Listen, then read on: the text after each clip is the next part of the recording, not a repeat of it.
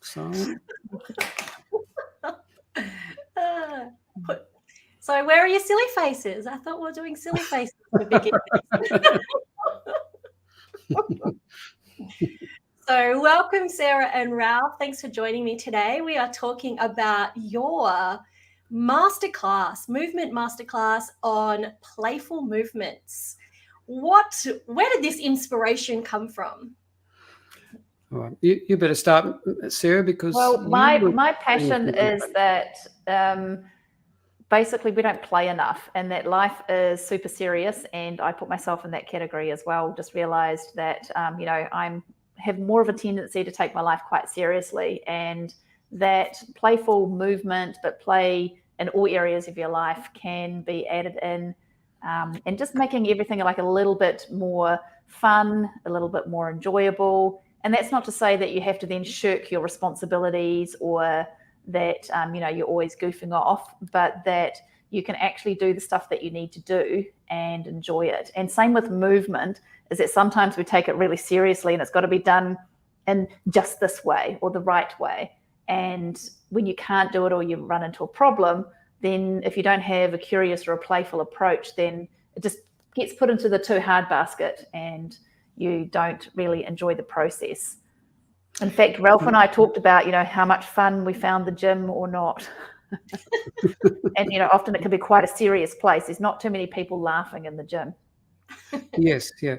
And as we're going to talk about in our masterclass, play is not only good to play just because it's good fun, but actually it enhances your well-being, improves your creativity, and can improve your success in any area of life that you're endeavouring in. And I think in that book you recommend on play, Sarah, I particularly, that's the one. There is that one here, yes. Right. Yeah, Stuart Brown. Stuart Brown, yeah. He, in the early pages that he talks about someone doing a nature observation of bears, I think it was, some sort of bears. And they particularly interested in some of the time the bears play with each other. They just muck around and play, which would seem to be pointless activity when, out in the wild, it's survive. You've got to do everything just to survive. But they have been observing these birds for years, I don't know, 30 years or something, or a long time.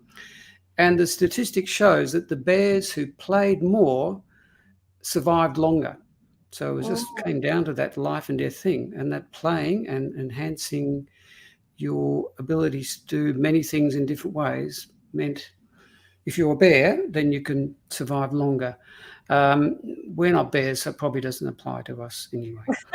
But I think that the whole idea as well is about, that play gives a certain level of adaptability that it doesn't necessarily come if we only follow a certain rule book of how things are. And I think also, like, as a societal thing in play, is that, it also fosters the sense of connectivity for, a society or with other people. And again, if you think about how many team building exercises there are in the corporate world, and nearly all of them involve some form of play. I've done Lego workshops, as a corporate team building thing, and leadership work. There's been, they do the sort of top-down events and different things, and there's nearly always some element of working together and doing some kind of activity that involves, like a movement, or, building blocks, or doing some kind of relay race or something like that. So yeah, I think that there's a lot of that element too. Yeah, so I think what you're saying there is that the more corporate people recognise that play builds people's creativity, so they can actually be clever in solving business problems, and also it's building a team togetherness, so getting people used to cooperating and working together. And this is what children, when they're playing, are working out. They're finding out, they're learning about how do you get along with other people and adapt and play. And they play games and someone breaks the rules and someone says, no, it's not meant to be that way. So they start to learn about communicating and cooperating, so they're able to be healthy members of society as well. Yeah. Absolutely.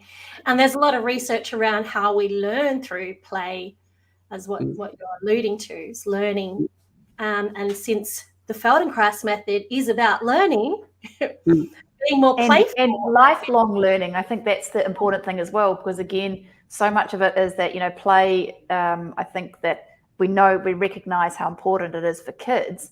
And basically, if they don't go through lots of different stages of play or something like that, that they don't develop, as many skills or, maybe even intelligence and community and all those other good things that come out of play. But then as adults, life gets a little bit serious, and we, have bills to pay, and we have responsibilities, and there's this whole lot of other stuff that comes with being an adult, which is true, but we don't sort of set aside any time to play, or, like play is only kind of, when we do X or in this particular time. So I think that's also a really important part of it too. Yes. Yeah, that, adults, it's important for adults too. In fact, I would say it's vital to our well-being. I'm just filling with my sound. Can you hear me okay? Yes, we can. Yes. That's Ralph, I heard you had a story about being a clown that you were. Yeah, I was years ago. I participated in some clown workshops and clown classes. So, clown workshops. It's sort of a branch of improv theatre where you put on a nose and improvise and make things up. And I found that a wonderful experience for me, and it also helped me to loosen up. I think I'm still a bit of a tendency to be rather stiff and conventional and so on. But if anyone who's done improv theatre, the idea is you always say yes. So you're interacting with someone else and they present some situation and you just say yes to it and you go with that and improvise as you go along. And I had some wonderful times in that playing, being a clown. And it made me recognize that where I stick, and I see other people stick, it's when you use words like I don't like, or even I like, or I always do da-da-da.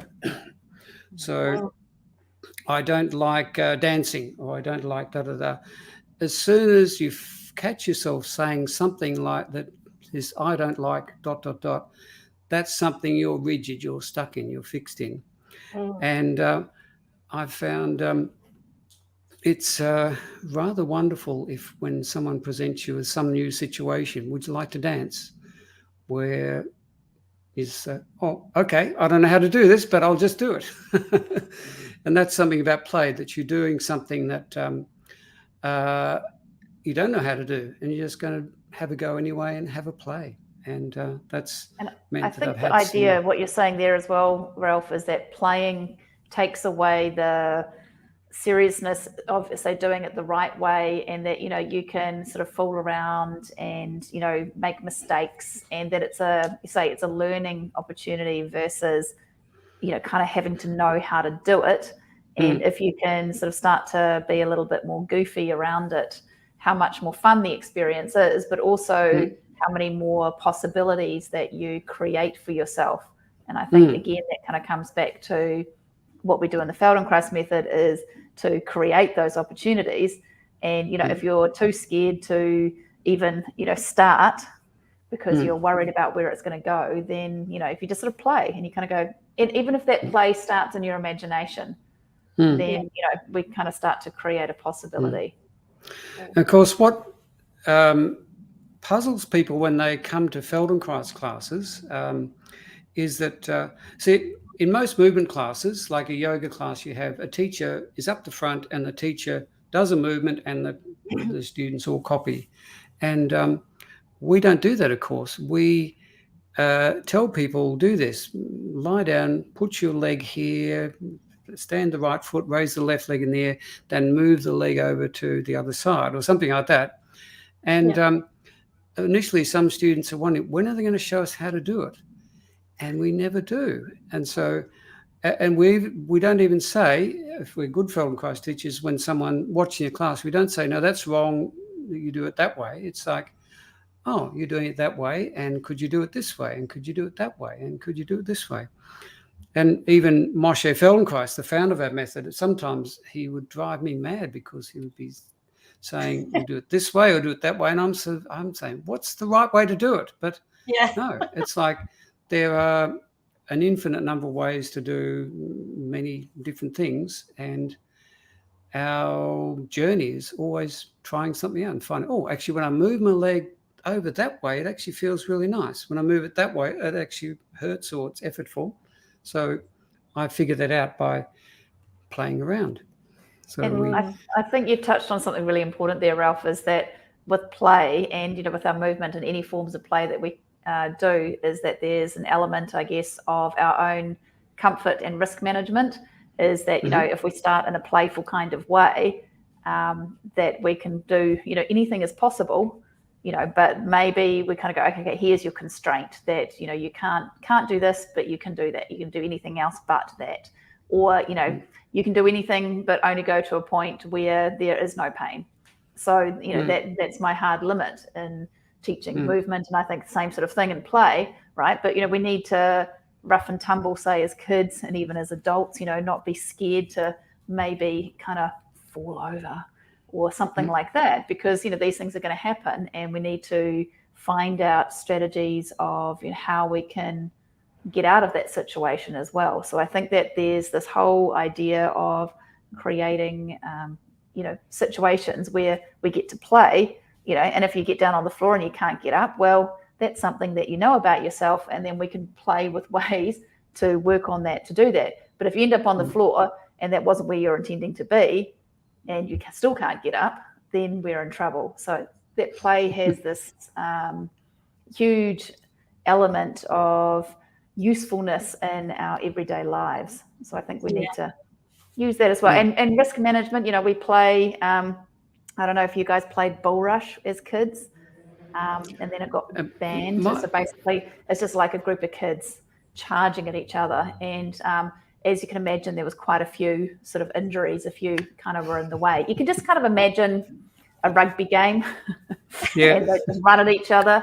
And pretty much, obviously if you're bigger, stronger or faster, then you've got a huge advantage. But there's a lot of different strategies involved in that. And, the chances of hurting yourself are quite high. But, playing, it gives you that thing. So you can choose to either not come in or, find a different strategy that suits your style of working and moving. And I think that, we need to create lots of these opportunities where we actually fail or not necessarily hurt ourselves, but realize that the outcome isn't as bad as we thought it might be. It's interesting saying constraints of play, because, of course, childhood and games, there are rules. So you have to play within the rules. So then within the rules, you can be quite free to do whatever you want. And also, in our Feldenkrais work, our constraint is don't hurt yourself or don't do anything you don't like. And that's the same with the child. If a child is playing, I don't think you really need to explain to them, don't do it if you're not enjoying it, because the moment they're not enjoying something, they'll just stop and they'll lose interest or do something else. Or change the rules so that they are enjoying themselves. Yeah, that's right, yeah. So their children are just pleasure seekers the whole time, or fun seekers all the time doing that. Yeah. We lose that. That's the problem. We lose that becoming adults. So it's fascinating conversation we're having here about play. But let me let the listeners know that you guys are hosting a Playful Movements masterclass inside the Movement Online Academy next week, 10 a.m. Sydney Eastern Standard Time. New Zealand, where Sarah is, it's midday, is that right? Midday, that's right, yep. But for the other side of the world, it's the night before. So it'll be on Wednesday night, depending on your time zone. And this is part of our VIP package for the Online Movement Festival. And I've decided to open it up to anyone that's inside the Movement Online Academy to come and join us, because I think it's going to be such a fun workshop. Sarah, you actually did a presentation on play for the Online Movement Festival. So if people wanted to watch that, it is in the VIP package. You can check out her presentation. So any last words for what you're going to be presenting? I think that I was just thinking about in terms of types of play, because there's lots of different types of play, but I think that, and what that guy Stuart Brown said in his book, is that play, what they call physical play or play through movement, is one of the most accessible, easy ways to start play and kind of create a sense of playfulness. So that's why, we're not, going to be playing checkers or something like that, which, all these other different kinds of play that are there, but that we're going to, obviously, as movement professionals also, but using play because it is so easy and accessible. So I think it's just a great place to start. Yeah, so that's what we'll be doing. We will be doing, there'll be a bit of chat defining a few things, but most of the session will be playing around with movement. We'll do movement, a few movement lessons. Both Sarah and I will be teaching some movement lessons. I will tell a little story about a football stuck in a tree as well, as a bonus. Okay. And I'm going to tell you what I did after you told me that story. I bet I can guess, but I'll wait till then. Okay, thank you. And when we were organising these, Ralph was so certain, like, yep, I'm going to work with Sarah on these masterclasses, because the idea is that because we are a community, I suggested, why don't we work together on some masterclasses, everyone pair up. So I think you guys make a great team on this idea of play. Really looking forward to the masterclasses.